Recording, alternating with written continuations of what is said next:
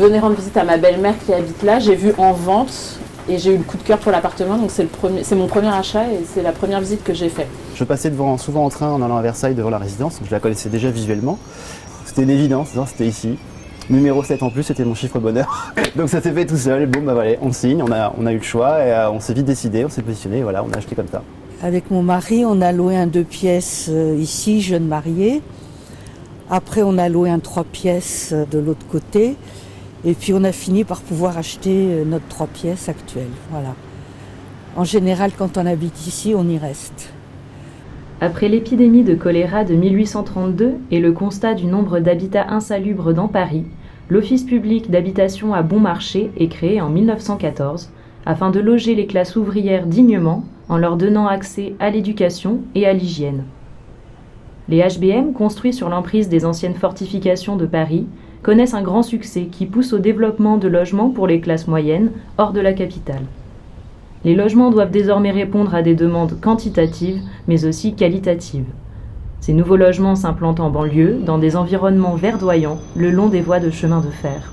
Alors il y a 10 bâtiments de 5 étages et un bâtiment de 4 étages. Mais bon, c'est vrai que c'est bien réparti. Au début, on était un peu perdus, mais bon.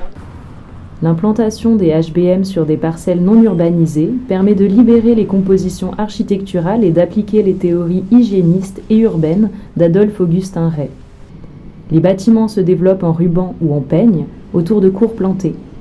Ils font 6 à 7 étages et sont de faible épaisseur, ce qui permet d'y installer des appartements traversants, bien éclairés.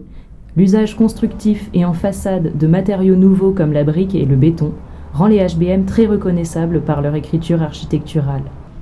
La résidence Sully-Vauban, construite en 1932 par l'architecte Julien Helot, s'inscrit parfaitement dans cette lignée avec un langage art déco.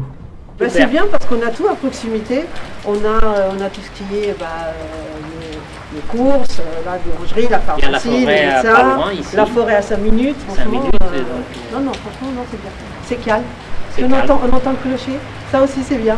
Quand vous arrivez de Montparnasse et que vous sortez du train ici, vous sentez tout de suite la qualité d'air qui est beaucoup plus agréable et je pense que ça détend énormément les gens. Et c'est comme ça aussi que j'ai un peu découvert Viroflay et surtout le quartier du village. On est près de la forêt, de la nature, en même temps on est près des transports en commun. On travaille tous les deux sur Paris, le petit va à la crèche sur Paris, donc c'est quand même très très pratique d'avoir en plus plusieurs lignes de transport. Comme ça, quand il y en a qui sont en grève, on peut prendre les autres. La forêt, les bois, ça c'est primordial. Bon, moi là où je suis, j'ai le jardin de la mairie. Alors vous imaginez quand j'ouvre mes volets, même si c'est pas très grand et que c'est un rez-de-chaussée, c'est extraordinaire, quoi. Puis je sais qu'ils vont pas construire en face, quoi. Le parc, ils vont le garder. Je sais que quand des fois je prends mon repas et le soir je ferme pas tout de suite mes volets et que je vois la pleine lune à travers les arbres, c'est irremplaçable. Les désagréments de la ville, nous les connaissons tous pour les avoir supportés. Le bruit, la poussière, les mauvaises odeurs, l'air vicié par la cheminée de l'usine voisine, la proximité d'industries dont l'incessant va-et-vient trouble le repos et la tranquillité. Mais habiter Viroflay, c'est supprimer d'un coup tous ses ennuis et rendre son habitation plus accueillante, c'est se décharger de tous les petits soucis de la vie domestique. Un gardien veille jour et nuit. L'été, la fenêtre ouverte sur un magnifique panorama vous dispense à plein poumon l'air pur des forêts environnantes. Enfin, on a à sa porte tous les commerces de première nécessité. Le programme avait été vendu comme une vie au vert, loin de Paris, parce qu'il ne faut pas oublier que dans les années 30, Paris était très noir, très pollué. C'était la manière de se retirer au vert, dans un building bourgeois justement qu'on peut retrouver dans Paris, mais hors les murs de Paris, au vert, à la campagne. Et Viroflay était très recherché à l'époque, d'où les publicités. L'architecture du bâtiment lui-même, il n'a pas vraiment beaucoup changé. Surtout justement avec le fait que nous avons restitué les mosaïques pour donner ce côté. On avait encore les grandes jarres d'origine, nous avons les jardins. Normalement, vous retrouvez des photos de l'époque, ça n'a pas vraiment beaucoup changé. Vous savez qu'il y a de Art Deco aux États-Unis, mais c'est pas pareil. C'est beaucoup moins esthétique. Bien souvent, il n'y a pas de mosaïque, comme il y a ici, les beaux windows. Bon, c'est ça. Souvent, c'est des bâtiments administratifs, plats, pas beaux comme ici. L'Art Deco, c'est quand même connu pour une certaine liberté. Donc voilà quoi. Moi, ça me plaît parce que c'est pas un style chargé, c'est un style épuré et doux. Ce qui me plaît, c'est les briques avec différents tons, le fait que les cours intérieures ne soient pas les mêmes. Et en plus, il y a une certaine distance et un certain volume, donc on n'a pas l'oppression d'un grand immeuble. C'est aussi des choses agréables. La transparence sur les cours depuis la rue et le dessin des jardins de la résidence présentent à petite échelle les caractéristiques d'une cité-jardin. Ce modèle, issu d'Angleterre, vient compléter celui des habitations à bon marché en développant le caractère paysager et constitué de véritables quartiers à l'échelle des banlieues. On cherche ainsi à lier les avantages de la ville à ceux de la campagne. C'est côté aussi décor de cinéma. C'est quand même des jardins très bien tenus, les pelouses sont interdites, il y a des fleurs quasiment toute l'année. C'est plaisant aussi, je pense, déjà visuellement. On vient d'instaurer un jardin, donc j'ai demandé à partager un petit bout avec quelqu'un, même si j'ai ma terrasse, parce que c'est amusant de partager. Et puis actuellement, on a des gardiens qui peaufinent le jardin, qui sont très attentifs. Les poubelles jaunes, vous les lavez à chaque fois? Ça dépend. Mais vous savez comment on est? C'est chiant.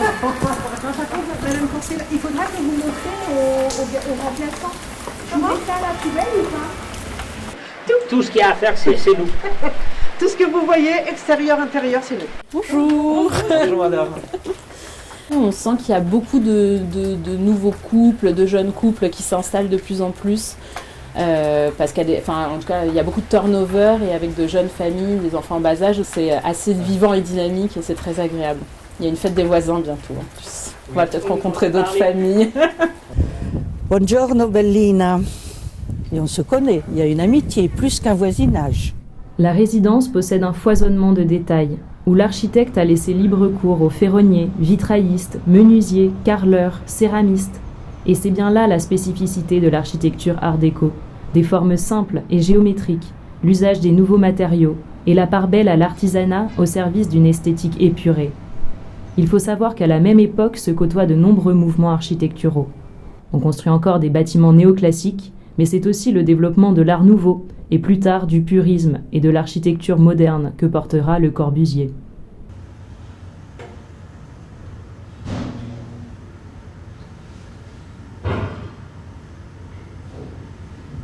Moi, je crois que c'est toujours les escaliers qui m'ont fait craquer.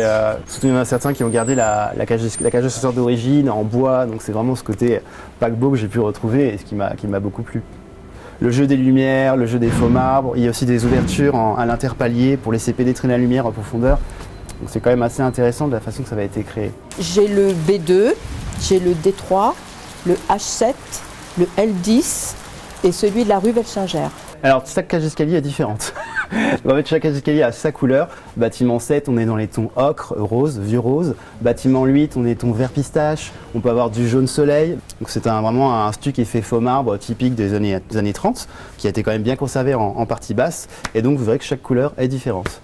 Tout comme la diversité des cages d'escalier, la résidence possède une variété d'appartements, allant du T1 au T4. C'est parce que le bâtiment est en forme de peigne, peu épais, et distribué par 10 cages d'escalier, que les appartements présentent une si grande liberté et variété de composition. Ils sont grands, avec des hauteurs sous plafond de 2,60 m minimum, pourvus de grandes entrées, avec des placards. Des cuisines systématiquement séparées, des chambres entre 15 et 20 mètres carrés, ce qui donne une réelle impression d'espace. Tout le confort de l'époque est donné à ces logements.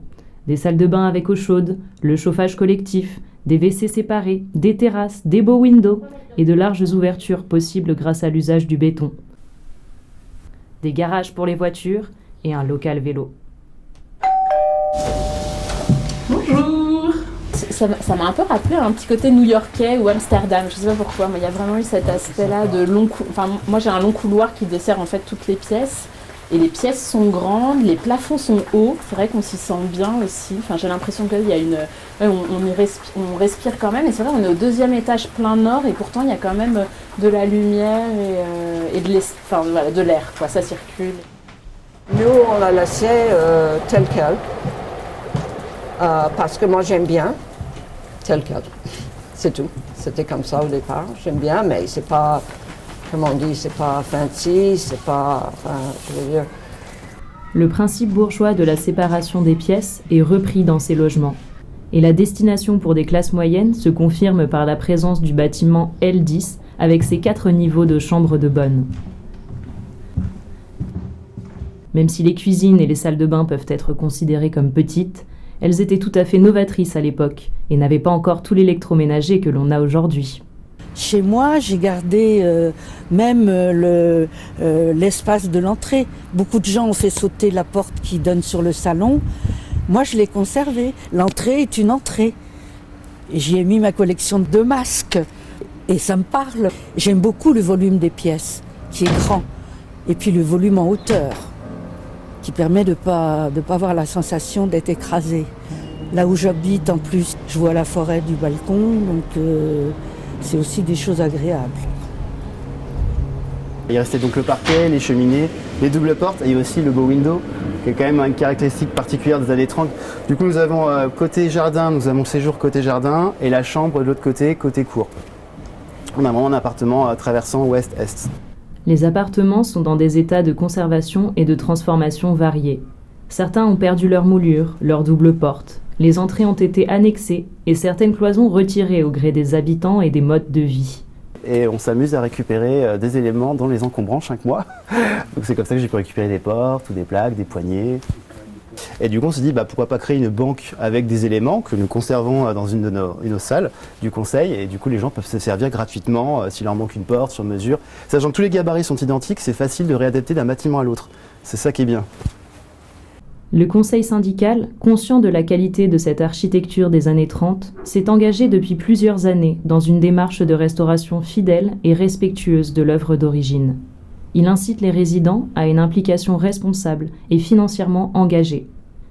Le projet de ravalement des façades devrait bientôt être lancé afin de pouvoir révéler à nouveau la bichromie des briques. Eh bien disons, je pars du principe que si une personne décide de s'installer dans cette résidence-là, elle est forcée d'être sensible à ce style-là, à l'art déco. Sinon je vois pas l'intérêt, autant s'installer dans du neuf. On a des résidences neuves juste en face qui peuvent répondre à ces critères-là. Où là vous pouvez avoir un appartement, casser tous les murs, tout est déjà ouvert. Vous avez un espace ouvert, c'est très bien si vous cherchez ça.